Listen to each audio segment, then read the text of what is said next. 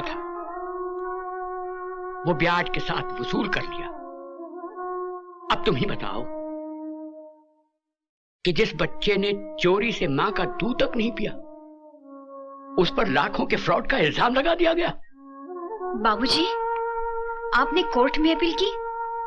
कहां अपील करूं बेटी, मुझे तो ऐसा लग रहा है कि यह कायदे कानून हम गरीबों को इंसाफ दिलाने के लिए नहीं, बल्कि अमीरों की सहूलियत के लिए है। कोई वकील मेरा केस लड़ने को तैयार ही नहीं है। अरे मैं तो थक गया कानून को दुहाई देते देते। आज ही मैं उस टाइकून कृष्ण प्रसाद से जाके पूछूंगा कि हमें जलील करने के लिए तुम इतने मेहरबान हुए थे हम पे। केपी साहब, मैं आपसे अपने बेटे की रिहाई की भीख मांगने आया हूं। कुछ एहसान तो आपने अपनी मर्जी से किए थे, कुछ मैं आपसे मांगने आया हूं। कृष्ण प्रसाद मांगने वाले को सिर्फ भीख देता है, मगर तुम उन भिखारियों में से हो जो सिर्फ दुत्कार के काबिल है। सच्चाई क्या है हुजूर, ये तो मैं नहीं जानता, मगर मैं ये जरूर जानता हूं कि जिसे आप जैसा बड़ा आदमी मुजरिम कह दे, उसे बेकसूर कोई भी साबित नहीं कर सकता। आपके कहर ने मेरी कमर तोड़ दी है हुजूर। मैं आपके सामने हाथ जोड़ता हूं, मेरे दीपक को छोड़ दीजिए। ये जानते हुए भी कि उसने मुझे जलील किया, मेरी कंपनी में लाखों रुपए का गबन किया। कृष्ण प्रसाद इज्जत और दौलत दोनों को एक साथ गवाकर खुश रहने वालों में से नहीं है, समझे? रहम कीजिए मुझ पे, मैं बहुत थक गया हूं। मेरे बूढ़े कंधों पे एक बदनामी का बहुत बड़ा बोझ आ पड़ा है। छोड़ दीजिए मेरे बेटे को।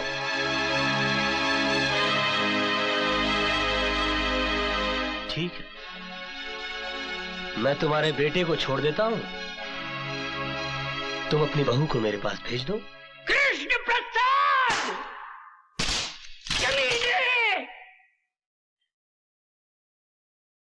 ये किसी गरीब की गर्दन नहीं है, एक टाइकून का गिरेबान है। उड़ा के बाहर फेंक दो इन्हें। कमीने! पहले मेरे बेटे को फंसा दिया, अब मुझसे मेरी बहू मांगता है। अबे मैं तो तुझे देवता समझता था और तू निकला सिर्फ एक आदमी, और वो भी एक नीच और गिरा हुआ आदमी। मिट जाएगा तू, बर्बाद हो जाएगा तू। लोग थूकेंगे तेरे इतिहास पर और लानत भेजेंगे तेरी हस्ती पर। ये मेरी बद्दुआ है तेरे लिए, समझे? ये मेरा श्राप है तुझे, कृष्ण प्रसाद।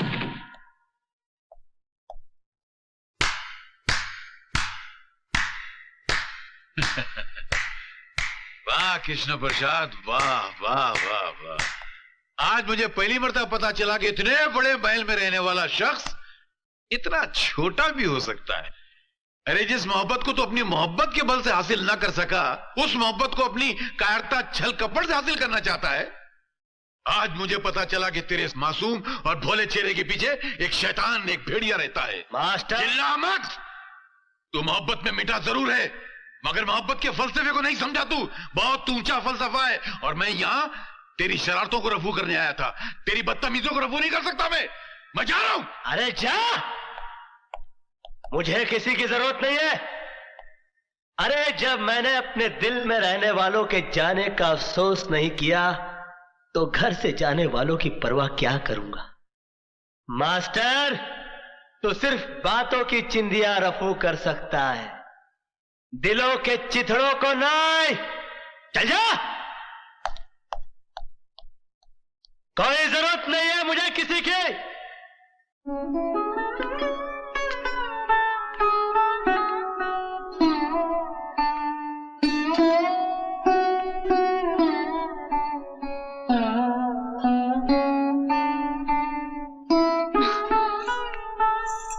बाबूजी, क्या कहा कृष्ण प्रसाद ने? अरे कहेगा क्या, वो खुद दीपक को छुड़ाएगा। आखिर वो भी तो किसी का बेटा है, वो भी तो समझता होगा कि बेटे पे हुए अन्याय बाप को किस तरह रुलाते हैं। उन्होंने कहा क्या बाबूजी? कहा ना वो छुड़ा देगा। बाबूजी, मेरे चेहरे पे घूंघट नहीं है, मैं आपकी आंखों में अपमान के आंसू देख रही हूँ। कोई ऐसी कड़वी बात अब सुनकर आए हैं जिसे कहते हुए आपकी ज़बान आपका साथ नहीं दे पा रही है। मुझे बताइए बाबूजी, पति के गम से ज्यादा गमगीन कोई बात नहीं हो सकती जिसे एक पत्नी सुन ना सके। मेरी बात तो सुनो बहू। मैं आपकी बात समझ रही हूँ बाबूजी, मगर ये नहीं समझ पाई कि कृष्ण प्रसाद मेरे पति को छोड़ना नहीं चाहते या आप उसे छुड़ाना नहीं चाहते। हाँ, मैं छुड़ाना नहीं चाहता। कोई बाप अपनी बेटी की ऐसी रिहाई नहीं चाहेगा जिसके लिए उसे अपनी बहू के सम्मान को बेचना पड़े। बस बाबूजी, मुझे कृष्ण प्रसाद का संदेशा मिल गया। कृष्ण प्रसाद ने आपके बेटे की रिहाई के लिए बहू की जमानत मांगी है ना? नहीं बहू, तुम चौखट के बाहर कदम नहीं रखोगी। मेरा पति जेल में है बाबूजी। मैं मर्यादा के दायरे में खड़ी होकर अपने पति पे अत्याचार होते देख नहीं सकती। नहीं देख सकती मैं, नहीं देख सकती मैं। बहू, बहू।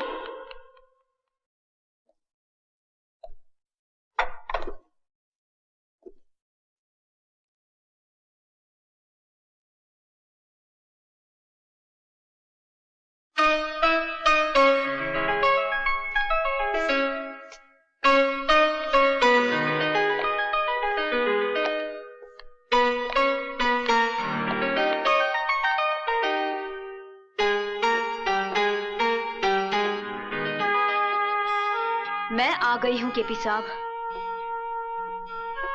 मगर ये मत सोचना कि मैं तुम्हारी मर्जी से आई हूं। मुझे यहां मेरी मजबूरी लाई है।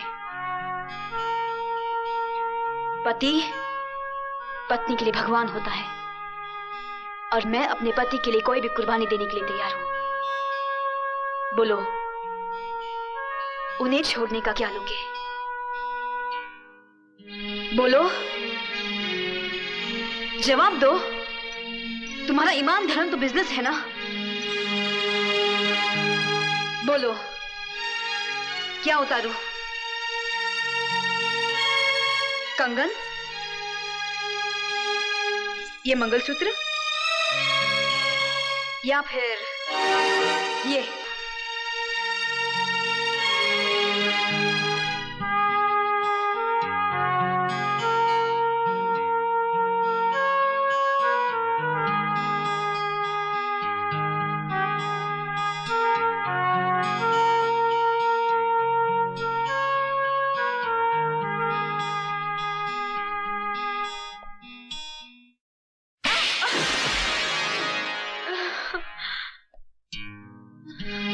तुम क्या समझती हो मुझे तुम्हारे जिस्म की जरूरत है? तुम्हारे शरीर की भूख है मुझे? मैंने कभी तुम्हारे जिस्म से नहीं, तुम्हारी आत्मा से प्यार किया। लेकिन तुमने मेरी कद्र नहीं की, मेरा इंतजार नहीं किया। मुझे किसी गुजरे हुए वक्त की तरह भुलाकर किसी और का हाथ थाम लिया।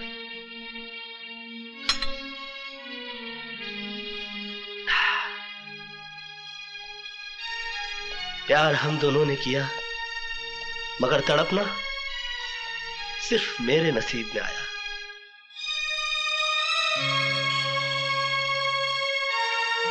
मेरा तुम्हारा नाता तो उसी दिन टूट गया